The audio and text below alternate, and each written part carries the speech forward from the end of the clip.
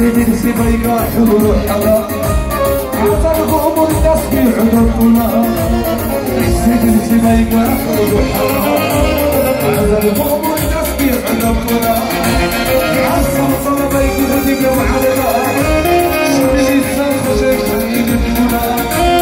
عصر صلبي قدك وعلنا شملي السنخ جيش يلفنا شامل